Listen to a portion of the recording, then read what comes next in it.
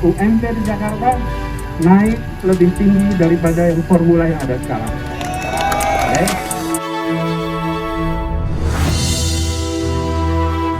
Dan kami setuju pengusaha yang terdampak pandemi COVID-19 tidak perlu naikin UMK. Hampir lebih dari 15 kabupaten kota di Jawa Barat itu menaikkan upah minimumnya adalah di atas 5%. Pak Ridwan Kamil sebagai Gubernur Jawa Barat jangan kabur, jangan lari. Temui para buruh. Primordialisme itu yang membuat salah satu kegagalan Partai Buruh yang lalu tidak membaca situasi.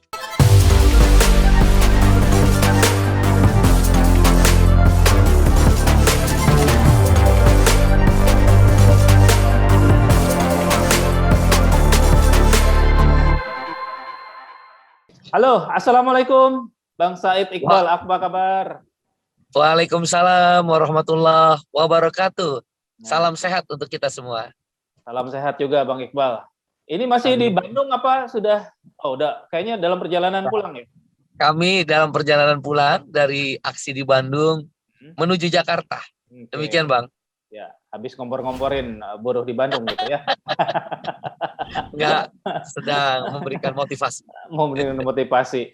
Bang Iqbal, ini kan dari beberapa hari lalu ya Bang Iqbal menyuarakan aksi mogok nasional, termasuk beberapa waktu lalu itu di Bandung itu kan, tanggal 6 sampai 8 Desember, 3 hari itu. Wah, ini dari kalangan pengusaha kayaknya agak keberatan itu. Itu jangan sampai melanggar Undang-Undang Tenaga Kerja katanya. Harus pemberitahuan seminggunya dan resmi per surat, bukan ngomong sambil demo kami akan mogok gitu. Kalau kayak begitu nanti bisa kena masalah juga nih kaum buruhnya, kan kasihan juga itu Bang Iqbal. Ya, terima kasih Bang. Jadi yang kami maksud mogok nasional, sekali lagi saya ingin menyampaikan melalui 20 detik acara ini bahwa itu bukan tujuan, hanya alat. Ya, alat serikat buruh yang secara konstitusional dibolehkan. Ada macam-macam. Satu, mogok kerja. Berarti menggunakan Undang-Undang Nomor 13 Tahun 2003. Nah, itu yang tadi Abang bilang ada 7 hari. Didahului dengan perundingan. Kemudian deadlock. Baru memberitahu 7 hari sebelum mogok kerja. Yang kedua adalah unjuk rasa. Yang diatur dalam Undang-Undang Nomor 9 Tahun 98. Junto Undang-Undang Nomor 21 Tahun 2000 tentang Serikat Pekerja Serikat Buruh. Karena ini adalah alat perjuangan kaum buruh dan dilakukan secara konstitusional. Bahkan dalam pasal di Undang-Undang Nomor 21 2000 dikatakan salah satu fungsi serikat buruh adalah mengorganisir pemogokan. Jadi boleh itu Bang di dalam Undang-Undang Nomor 21 2000. Fungsi serikat buruh adalah mengorganisir pemogokan. Tinggal pilihan, mau unjuk rasa berarti menggunakan Undang-Undang Nomor 9 Tahun 98, mau mogok kerja menggunakan Undang-Undang Nomor 13 Tahun 2003. Nah, mogok nasional yang kami lakukan itu hanya nama. Sesungguhnya bentuknya kami memilih unjuk rasa secara nasional. Dengan demikian kami memakai Undang-Undang Nomor 9 Tahun 98. Jadi tidak memakai Undang-Undang Nomor 13 tadi. Sehingga tidak perlu didahului dengan perundingan dan tidak perlu betul. Jadi cukup memberitahu kepada 3 kali 24 jam, memberitahu kepada pihak keamanan bahwa kami akan unjuk rasa di lokasi pabrik masing-masing. Nah, karena unjuk rasanya adalah di lokasi pabrik masing-masing, maka kan para buruh yang sedang bekerja akan ikut. Nah, tentu nanti akan memberitahu ke perusahaan bahwa buruh-buruh yang sedang bekerja ini akan stop produksi dan akan ikut di dalam unjuk rasa. Unjuk rasa itu kan lokasinya boleh di kantor pemerintah, boleh di lapangan, boleh juga di dalam pabrik, lingkungan pabrik maksud saya. Nah, karena dia di lingkungan pabrik, maka kategorinya adalah tetap unjuk rasa sepanjang memberitahu 3 kali 24 jam oleh pimpinan cabang dalam hal ini kepada Polres dan pimpinan daerah atau pimpinan wilayah provinsi, memberitahu kepada Kapolda dan di tingkat nasional memberitahu kepada Mabes Polri. Sepanjang itu dilakukan, maka sah. Jadi kita tidak menggunakan yang sebagaimana dimaksud oleh Apindo bahwa harus 7 hari sebelumnya memberitahu, harus ada perundingan yang deadlock, itu mogok kerja. Ini adalah unjuk rasa secara nasional di mana lokasinya adalah di lingkungan pabrik. Karena dia di lingkungan pabrik, maka buruh yang sedang bekerja ikut, boleh kan? Sepanjang tadi memberitahu 3 kali 24 jam. Bang Iqbal, ini kan tuntutannya terkait upah minimum ya, dikaitkan lagi dengan putusan Mahkamah Konstitusi terkait Undang-Undang Cipta Kerja gitu kan ya? Iya. Betul kan? Nah, betul Bang. Jadi sebelum lari ke mogok sudah ada dialog nggak dengan para kepala daerah, dengan pengusaha terkait putusan MK tersebut, Bang Iqbal? Tentu setiap keputusan upah minimum didahului dengan dialog. Setidak-tidaknya di Dewan Pengupahan tingkat kabupaten kota. Kalau di provinsi kemarin di luar DKI memang tidak ada dialog. Tapi di DKI adalah melalui Dewan Pengupahan Provinsi DKI. Karena DKI itu tidak ada UMK, sehingga DKI itu UMP-nya senada atau seirama dengan UMK. Kalau UMP di provinsi lain kita nggak terlalu persoalkan, mau naik terlalu kecil juga nggak akan digunakan kok di dalam implementasi lapangan. Tapi yang akan digunakan adalah UMK. Kalau di DKI UMP. Nah, dialog itu di Dewan Pengupahan, Bang. Nah, kenapa kita tadi bereaksi keras? Saya menyerukan mogok nasional ya. Jujur saja, para buruh sangat menyakitkan dengan sikap Pak Gubernur Jawa Barat. Di tengah ribuan, bahkan mungkin mendekati puluhan ribu. Dan kalau tidak didengar lagi akan ratusan ribu. Dan akhirnya puncaknya mogok nasional 2 juta buruh. Pak Gubernur malah pergi ke satu acara yang tidak penting. Padahal ini jauh lebih penting. Ke Bogor ya? Iya, ke Bogor. Kabarnya ke Bogor. Informasi yang kami dapat begitu ke Bogor. Nah, di dalam penetapan upah minimum kabupaten kota atau UMK yang akan ditetapkan di Jawa Barat oleh Gubernur Jawa Barat, itu sudah ada dialog-dialog dan hasil rekomendasi bupati wali kota. Bupati wali kota ini kan juga pemerintah, yaitu pemerintahan daerah di satuan kabupaten kota. Misal saya ambil contoh, Bupati Bogor menaikkan upah minimum 5% lebih. Masa mau dipidanakan? Masa kebijakan dipidanakan? Misal kebijakan Pak Presiden Jokowi dipidanakan boleh apa enggak? Kan enggak boleh. Kebijakan gubernur dipidanakan boleh enggak? Enggak. Apindo ini berlebihan. Dan akhirnya gubernur karena ada kebijakan hal kayak begitu mau dikembalikan ke kabupaten kota. Rata-rata hampir lebih dari 15 kabupaten kota di Jawa Barat itu menaikkan upah minimumnya adalah di atas 5%. Tidak menggunakan surat instruksi daripada Menteri Tenaga Kerja. Mereka menggunakan diskresi dan menggunakan dasar keputusan Mahkamah Konstitusi yang terbaru. Di situ dasar keputusan Mahkamah Konstitusi yang terbaru adalah terhadap kebijakan atau tindakan yang strategis dan berdampak luas, maka ditangguhkan. MK menyatakan ditangguhkan. Baik di pertimbangan hukumnya di poin 3.20.5 maupun amar keputusan nomor 7. Nah, dengan dasar itu, PP nomor 36 tahun 2021 tidak lagi dijadikan dasar oleh bupati dan wali kota. Karena berdampak luas dan strategis. Sebagaimana PP nomor 36 tahun 2021 pasal 4 ayat 2 menyatakan upah minimum karena strategis. MK menyatakan ditangguhkan, ditunda atau tidak diberlakukan. Nah, status quo lah ya.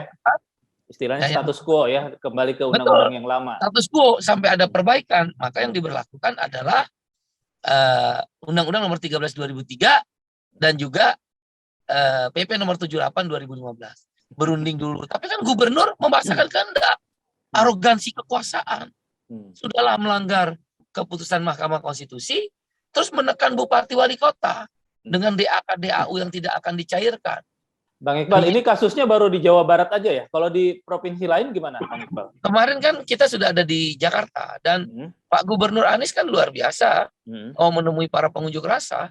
Setidak-tidaknya gubernur menunjukkan empati lah kepada para buruh. Bahwa para buruh juga perlu diperhatikan, tidak hanya pengusaha. Kita setuju pengusaha susah. Makanya dalam upah minimum ini Bang perlu dicatat ya.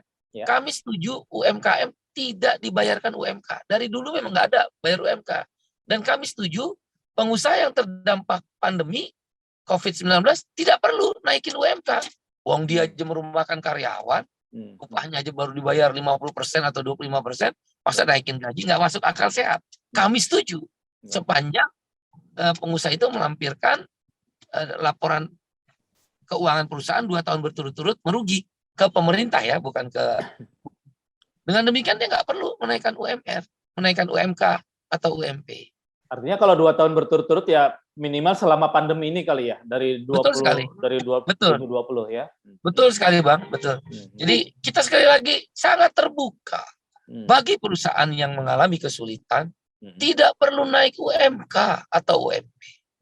Bahkan UMKM dari dahulu tidak pernah menggunakan UMK. Tapi kan nggak adil Bang, seperti saya contohin tadi. Ya. DKI naik Rp37.000 per bulan. Dibagi 30 hari kan cuma Rp1.250 per hari. Itu yang setengah harga toilet. Masa pabrik mobil Toyota bayar buruhnya setengah harga toilet, kenaikan upah minimumnya. Pabrik Freeport di Papua juga setengah harga toilet. Pabrik Panasonic juga, kan nggak adil Bang. Kira-kira begitu. Mungkin karena buruhnya ke toiletnya bawa air minum sendiri kali buat ceboknya gitu kan. Jadi cuma numpang pipis doang, bersih-bersihnya bawa air minum sendiri gitu kan. Mungkin juga. Ini tapi saya menarik nih Bang Iqbal. Bang Iqbal tadi apresiasi Pak Anies, padahal beberapa hari sebelumnya nih saya tahu masih ingat betul nih Bang Iqbal boleh bilang mau maki-maki Pak Anies, jangan bohong mulu deh lo katanya. Masih harapan-harapan palsu gitu kan terhadap buruh gitu.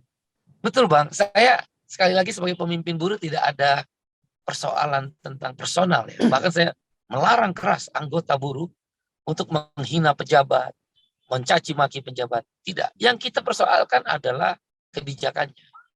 Kami juga mengapresiasi Gubernur Jawa Tengah, Pak Ganjar Pranowo, Gubernur Hopipa, bahkan Gubernur Hopipa, Gubernur Jawa Timur, mengundang makan malam. Diajak semua pemimpin-pemimpin buruh se-Jawa Timur, diajak dialog. Saya kan lihat ada foto-fotonya di satu rumah makan. Setelah putusan MK itu? Iya. Setelah keputusan MK. Setelah keputusan MK. Begitu pula Gubernur Ganjar. Dan yang terakhir Gubernur Pak Anies kan. Berdialog. Saya kata Pak Anies pada waktu itu, bahkan saya gunakan, maaf kata-kata biang kerok, adalah selalu Pak Anies itu menerima laporan dari kadis-kadisnya bahwa walaupun upah naiknya rendah, kita sudah kasih KJP, kita sudah bebaskan Transjakarta gratis buat buruh, kita beli harga-harga setengah harga, itu yang dikasih Bang, kan menggunakan dana APBD, kan nggak ada ujuk dana kantong pribadi, itu yang dikasih tidak lebih dari 10.000 orang. Dari berapa? Kan jutaan Bang. Itu yang saya bilang jangan memberikan harapan-harapan. Makanya kami menolak keras ketika Pak Anies sebagai gubernur mengatakan dalam pertemuan sebelumnya akan memberikan KJP, menggratiskan Transjakarta, memberikan setengah harga terhadap bahan pokok. Saya bilang jangan memberikan janji-janji lagi. Tahun lalu dan 2 tahun yang lalu sama janjinya Pak. Saya juga berteleponan langsung dengan Pak Gubernur. Saya bilang, Pak, maaf kalau kalimat saya agak keras, tapi saya susah mencari kata-kata yang lebih tepat. Kalau bahasa Betawi itu saya gunakan kan. Biang kerok, jangan karena kadis-kadis di kepala dinas. Dan Bapak kan ketika memutuskan UMP DKI, implikasinya ke seluruh Indonesia, Pak. Kalau seluruh yang lain, UMP-nya nggak ada implikasi kemana-mana. Karena UMK di satu provinsi itu akan lebih baik dari UMP di satu provinsi itu. Tapi kalau UMP DKI diputuskan rendah, nggak mungkin UMK daerah lain karena DKI ibu kota lebih tinggi dari ibu kota.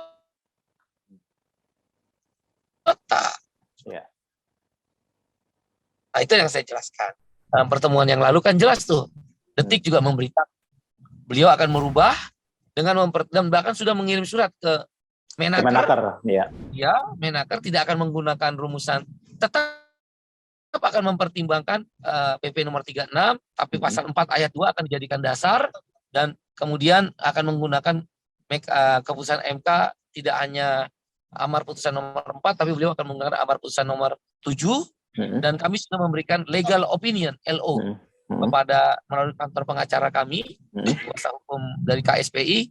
LO-nya sudah diterima. Kami berharap besok akan ada perubahan nilai kenaikan UMP DKI. Dengan demikian Pak Ridwan Kamil sebagai Gubernur Jawa Barat jangan kabur, jangan lari, temui para buruh.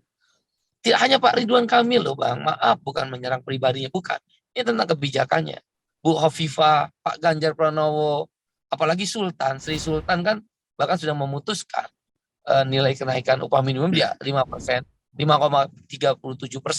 Nah, itu kelemahan yang dilakukan oleh Pak Ridwan Kamil sebagai Gubernur Jabar ya, bukan sebagai pribadinya, sebagai Gubernur Jawa Barat. Mereka tidak menemui buruh. Jawa Barat padahal adalah terbesar di Asia Tenggara, nggak usah takut lari. Buktinya kan perusahaan tekstil yang tadinya lari dari Jawa Barat balik lagi, karena di daerah Jawa Tengah menurut pengusaha tekstil itu SDM-nya lemah. Jawa Barat itu SDM-nya bagus, karena kan dekat ibu kota ya. Dan kemudian Jawa Barat adalah terdiri dari ratusan kawasan industri. Nah, kalau ratusan kawasan industri berarti dia banyak perusahaan-perusahaan capital intensif. Yang labor intensif kan paling di Sukabumi, Subang, dan Majalaya, serta Ranca Ekek. Selebihnya adalah capital intensif. Kira-kira demikian. Itu mungkin dia bukan lari, bukan kabur. Memang udah ada acara yang sudah dijadwalkan lebih dulu kali kan. Ya, mungkin juga saya menggunakan istilah yang kurang tepat ya. Maaf, tapi pastinya dia tidak bertemu. Tapi malam ini kami sedang berusaha melalui Bapak Kapolda Jawa Barat, teman-teman di sana sedang ini sedang mengupayakan difasilitasi bertemu dengan Pak Gubernur Jawa Barat. Kira-kira demikian, Bang. Tetap lobby, dialog kami kedepankan. Kalau Banten clear juga, Banten, Pak Wahidin? Banten sampai hari ini belum ada keputusan, tapi begitu. Semua dialog itu sudah ada di kabupaten kota. Tolong dipahami oleh pemirsa 20 detik ini. Yaitu Bupati Wali Kota sudah menetapkan. Apa yang salah dengan Bupati dan Wali Kota sudah berdiskusi di dalam Dewan Pengupahan Kabupaten Kota, sudah mendengar aspirasi Apindo Pengusaha, mendengar aspirasi kalangan buruh. Nah, jangan dirubah lagi oleh gubernur. Gubernur kan hanya pekerjaan administrasi untuk memastikan bahwa apa yang diputuskan oleh Bupati Wali Kota dikeluarkan SK-nya oleh gubernur dalam bentuk administrasi. Jangan diveto malah ya istilahnya. Jangan diveto. Nah, Bang Iqbal, kalau terkait kita kembali ke putusan Mahkamah Konstitusi ya, kan ada jeda 2 tahun nih supaya pemerintah memperbaiki prosesnya gitu kan. Betul. Kalau dari kalangan buruh sendiri apa yang sumbangsi apa yang bisa dilakukan terkait Undang-Undang Cipta Kerja itu? Dari awal kalangan buruh kan sebenarnya Bang, klaster ketenagakerjaan itu dikeluarkan. Andaikan klaster ketenagakerjaan tidak dimasukkan, 10 klaster yang oleh Bapak Presiden Jokowi itu untuk meningkatkan investasi, mengurangi hambatan investasi, mengurangi obesitas regulasi, itu akan berhasil. Tapi karena sudah tiba-tiba memasukkan klaster ketenagakerjaan, bahasa saya pasal siluman, akhirnya jadi begini. Maka buruh meminta kembali kepada Undang-Undang Nomor 13 Tahun 2003. Itu jalan yang disahkan oleh Ibu Presiden Megawati, yang waktu itu Menteri Tenaga Kerjanya ada Bapak Yakob Nenawea.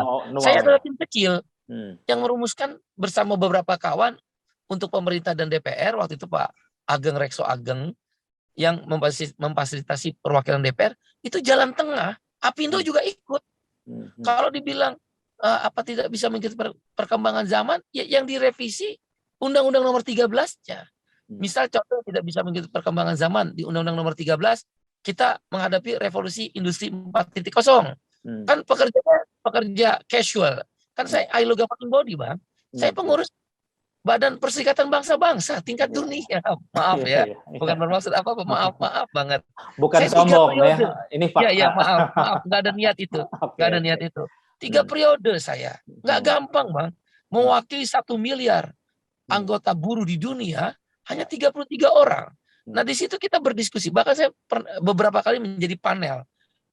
dalam Multinational Enterprise Code of Conduct. Nah, disitulah kita mengatur tentang bagaimana memastikan aturan-aturan itu secara universal bisa berjalan. Nah, Undang-Undang nomor 13 adalah jalan tengah. Waktu itu oleh Ibu Mega, luar biasa Bu Mega. Selain Undang-Undang KPK dan Undang-Undang BPJSN ya. Dan masterpiece-nya itu adalah Undang 13 Pak Yaakob almarhum. Nah, disitulah jalan tengah. Nah, kita tinggal memasukkanlah misal pekerja-pekerja yang casual, precarious work, pekerja-pekerja lepas yang jam kerjanya sangat fleksibel working hours ya, jam kerja yang fleksibel kita atur. Begitu pula upahnya. Boleh nggak upah per jam? Boleh, tapi berlaku bagi pekerja-pekerja yang di revolusi industri 4.0 kayak Gojek, Grab, Blibli. Di semua negara sekarang udah menganggap Gojek adalah dalam undang-undangnya, keputusan Mahkamah Agungnya adalah pekerja. Di Indonesia belum. Nah, yang seperti itu harusnya kita atur di dalam revisi Undang-Undang nomor 13 2003. Jadi bukan memaksakan kehendak, arogansi kekuasaan dari kawan-kawan pengusaha hitam, tanda petik ya. Siapa itu pengusaha hitam? Pro upah murah, pro outsourcing, maunya jaminan sosial itu limited. Itu saya sebutnya pengusaha hitam. Di dunia juga black employer disebutnya. Bahkan dunia lebih sadis, disebutnya greedy, corporate.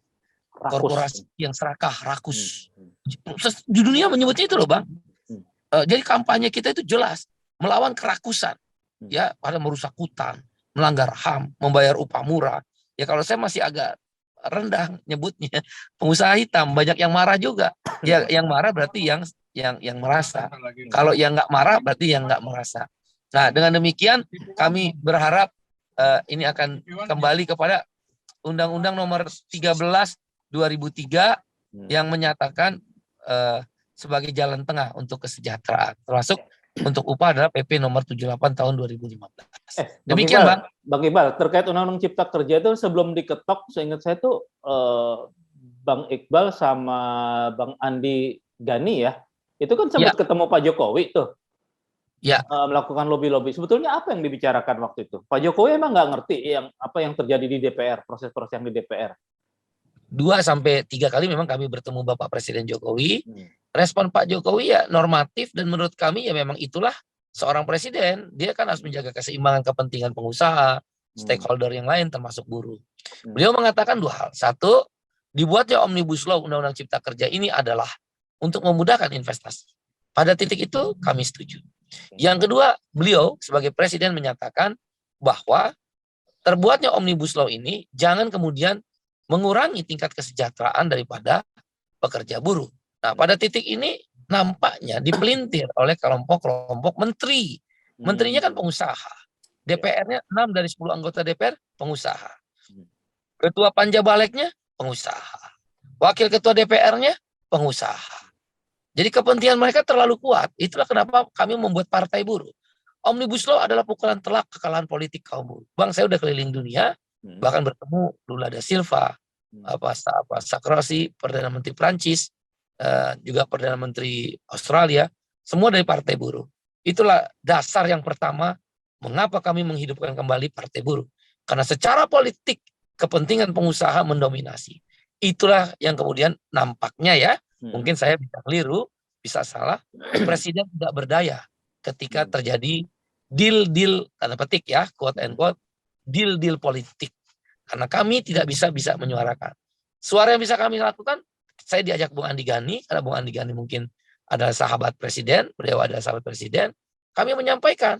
Tapi begitu masuk dalam proses politiknya kan di menteri, Bang. Teknisnya ya. Menko perekonomiannya, Meninvestnya, Menteri Perindustriannya, Kepala BKPM-nya, kan jelas, Bang. Ketua Panja Baleknya, semua pengusaha. Itu yang kami harus akui. Secara politik kami kalah, partai buruh kami coba hidupkan untuk menyeimbangkan kekuatan politik di parlemen. Demikian. Ini menarik ini soal partai buruh ya. Karena kalau kita lihat di banyak negara, termasuk Polandia, Australia, Prancis memang sangat kuat. Tapi di Indonesia kayaknya sejarahnya nggak ada partai buruh yang berhasil lolos ke parlemen gitu kan. Saya ingat Pak Muchtar Pakpahan coba. Kurang senior apa, kurang tokoh apa di dunia perburuhan. Begitu bikin partai, kalangan buruhnya sendiri nggak memilih gitu kan. Nah sekarang Ya. apa dasar optimisme Bang Iqbal bahwa partai buruh yang Bang Iqbal deklarasikan bakal beda dengan yang diperjuangkan sama Pak Muchtar Pakpahan dulu? Pertama, kami ingin mengucapkan ribuan terima kasih, bahkan jutaan terima kasih kepada almarhum Profesor Dr. Mochtar Pakpahan, SH LLM. Beliaulah pendiri pertama Partai Buruh. Semoga Tuhan sesuai keyakinan agamanya menerima segala amal ibadahnya di surga. Yang kedua, kami hidupkan Partai Buruh ini setelah perenungan saya dan beberapa kawan, termasuk teman-teman serikat buruh, serikat petani, serikat nelayan, PRT, pekerja rumah tangga, buruh migran, dan para aktivis lingkungan hidup, HAM, dan teman-teman akademisi. Terutama saya. Saya sebenarnya 15 tahun yang lalu diajak oleh Bang Mochtar untuk memimpin partai ini. Saya bilang, Bang, kalau saya ingin memimpin partai ini, ada beberapa persyaratan yang harus kita sama-sama benahi. Saya terbuka nih, sekali lagi bukan sara ya, sekali lagi bukan sara, maaf ya. Kalau ini kan karena detik.com ini ditonton oleh banyak orang, sekali bukan sara. Saya terus terang terbuka, Bang, satu partai yang abang dirikan hanya berisikan orang Batak. Jadi susah, Bang. Maaf ya. Bang Mochtar juga aku, iya benar. Makanya aku ajak kau supaya kau pimpin di partai. Nah, karena masa abang di Jawa Timur ketua DPD orang Batak, di Padang orang Batak. Ya, resistensi kesukuan. Walaupun kita bilang tidak ada syarat, Bang, tapi tetap itu menjadi ukuran. Di Inggris aja, Bang, itu kan abang tahu, abang kan sama-sama orang internasional. Di Inggris, kalau bukan Anglikan, berat, Bang, jadi Perdana Menteri. Dan kalau bukan Protestan, coba-coba Katolik, Kennedy, itu Obama aja yang berhasil. Di Amerika kalau itu ya. Katolik itu susah. Di Jerman dan di negara-negara lain sama. Apalagi misal di negara berkembang Amerika Latin, kalau bukan Katolik berat, Bang. Protestan itu apalagi Muslim nggak mungkin. Jadi kultur budaya nggak bisa dilepaskan. Primordialisme ada tetap ya. Primordialisme tepat sekali. Primordialisme itu yang membuat salah satu kegagalan Partai Buruh yang lalu tidak membaca situasi. Harusnya keberagaman Bhinneka Tunggal Ika ini dimanfaatkan oleh kita. Nah, kita merubah. Sekarang Bhinneka Tunggal Ika sangat beragam kita. Yang kedua, pendukungnya hanya satu serikat. Di seluruh dunia, di Inggris, memang pendiri Partai Buruh di Inggris adalah Kongres Serikat Buruh Inggris. Tapi dia terdiri dari ratusan federasi Serikat Buruh Inggris. Ada puluhan konfederasi Serikat Buruh Inggris. Begitu pula sama di Australia. Dia pendirinya adalah ACTU. Australian Confederation Trade Union. Begitu pula di Selandia Baru. Begitu pula di negara yang berkembang lah, Latin Amerika. Di Lula da Silva, Brazil, itu perpaduan namanya CUT. CUT itu Konfederasi Serikat Buruh yang terdiri dari berbagai macam serikat buruh. Dan juga MST. MST itu Serikat Petani. Kalau di Indonesia mungkin SPI, Serikat Petani Indonesia. Kalau di Brazil MST. Nah, saya bilang sama Bang Mochtar, selain persoalan primordialisme, persoalan tentang pendiri. Abang hanya KSBSI. Dan maaf sekali lagi primordialisme Bataknya kuat. Nah, kalau kita belajar berkaca, belum lagi dianya non-muslim juga lagi ya. Yang terakhir betul saya sebut non-muslim, Bang. Di seluruh dunia, Bang, agama mayoritas itu biasanya memang pemenang. Itu nggak bisa dihindari. Di Inggris Anglikan, di Amerika Protestan, di Jerman Katolik, di Italia Katolik. Jadi di negara Timur Tengah otomatis Muslim. Di Afrika Utara Muslim. Jadi nggak mungkin, Bang, dari 3 faktor primordialisme, masalah persoalan agama dan apa namanya pendiri yang hanya satu serikat, itu akan membuat kita menang. Makanya partai 0 itu aja udah hebat, Bang, almarhum 0, kami merubah itu. Satu, tidak primordialisme, tapi Bhinneka Tunggal Ika, siapa yang punya kompetensi, dia memimpin. Kebetulan saya dipilih, saya ambil amanah itu, saya ajak seluruh. Yang kedua, kami spektrumnya lebih luas pendirinya. Tidak hanya serikat buruh, ada 4 konfederasi serikat buruh besar. 50 federasi di tingkat nasional. Dan ditambah kekuatan yang luar biasa. Serikat Petani Indonesia. ada Jala PRT, pekerja rumah tangga, ada buruh migran yang jumlah anggotanya di luar negeri luar biasa, dan juga ada serikat yang lain, yang akademisi ikut di sini. Dan kami mendengungkannya welfare state, negara sejahtera. 3 prinsip: kesetaraan kesempatan, distribusi kekayaan yang adil merata, dan pertanggungjawaban publik. Kami tuangkan dalam ADRT namanya 13 platform. Titik tumpunya adalah jaminan sosial. Nah, yang ketiga juga adalah masalah agama menjadi bahan pertimbangan dalam kepemimpinan. Ada yang saya targetkan 4% parliamentary threshold lolos, atau kira-kira 15 sampai 20 kursi. Mohon doa dari semua rakyat Indonesia. Terakhir, tapi ada gini Bang Iqbal, ada juga yang sempat nyelotok, ala ini Iqbal ini kan memanfaatkan buruh aja nih katanya. Setelah dia kemarin kan dia juga nggak mikirin bikin partai, itu dia larinya lewat PKS tuh nyaleknya katanya. Ini kan gagal ke PKS, dia bikin partai buruh gitu kan. Yang pertama, tentu saya tidak bisa menilai diri saya sendiri. Biarlah orang yang menilai pro kontra ya.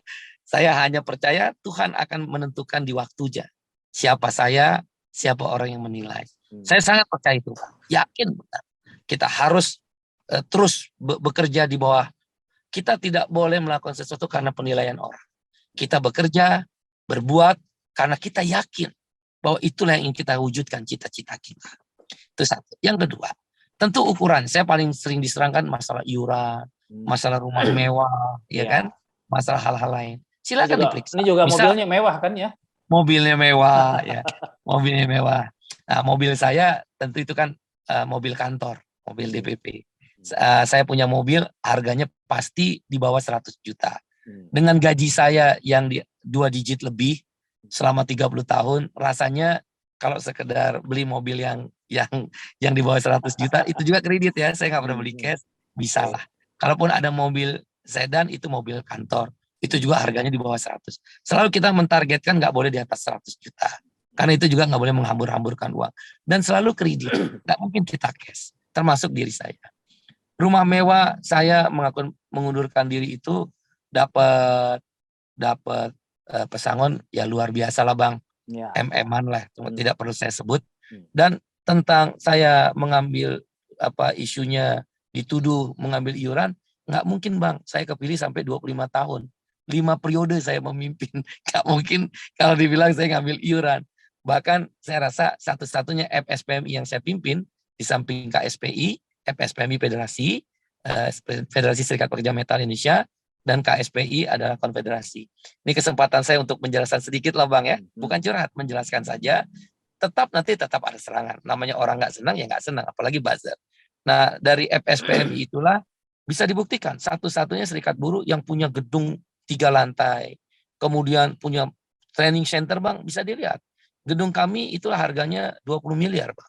Sedangkan training center kami sekarang harganya hampir 10 miliar baru. Dan setiap daerah punya kantor-kantor sendiri dan punya pusdiklat. Dari mana uangnya? Iuran. Seluruh dunia Bang, kalau mau dibilang serikat buruh itu iuran.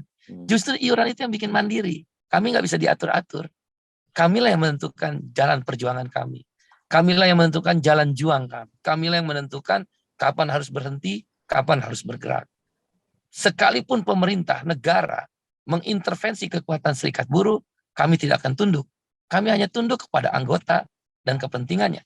Tentu dalam kerangka NKRI, Bhinneka Tunggal Ika, dan konstitusional, Undang-Undang Dasar 1945 dan Pancasila. Nah, tentang rumah mewah, itu adalah sudah diperiksa pajak saya, Bang. Pajak saya diperiksa. Dan saya kena denda ratusan juta. Saya cari pinjaman dari kawan-kawan. Saya cicil. Udah hampir 5 tahun, udah bayar pajak. Saya senang. Dengan begitu pajak pada negara, kita kalau mau berbakti pada negara, mulailah dari diri kita ya menurut saya. Cara paling mudah bayar pajak. Bayarlah pajak sesuai kemampuan. Silakan periksa pajak saya. Pajak saya udah bersih, alhamdulillah. Dan rumah juga sudah terbukti itu adalah almarhumah. Nah inilah, aduh saya jadi sedih kalau lihat itu. Ya. Almarhumah lah yang jagain saya. Secara pribadi ya. Orang kan nggak tahu, taunya saya begini-begini. Tapi ketika saya pulang ke rumah, almarhumah istri saya lah yang jagain saya. Dia lah yang jagain anak saya. nabung, ya, beli tanah segini, dijual nanti 10 tahun segini. Nah, di akhir hayatnya memang dia minta dibikinkan rumah itu, ya untung saya bikinkan. Saya nggak peduli dengan penilaian orang. Istri saya sudah 30 tahun menjaga saya dengan segala kepedihan dia. Saya dihina orang sekalipun, saya nggak peduli. Yang penting uang halal dan saya bisa bersama-sama almarhumah itu membangun rumah untuk ya emang cita-cita dia yang terakhir untuk di depan masjid, terus rumahnya besar, ada halaman untuk pengajian, mengundang anak-anak yatim, ya. Karena dia niatnya baik, ya saya iyain aja. Walaupun saya tahu resikonya diserang orang. Tapi yang penting kan Allah tahu dari mana rezeki kita. Terima kasih banyak ya sudah Sama-sama berkenan Bang. berbincang Sama-sama. dengan kami dari Detikcom. Semoga apa yang Sama-sama. diperjuangkan mendapatkan titik temu yang adil bagi semuanya ya. Amin ya Allah, Dan amin. tidak Ya. membuat cemas masyarakat juga nih dengan Iya. seruan-seruan mogok nasional ini. Mudah-mudahan. Dan kami berharap juga pemerintah tidak arogansi kekuasaan.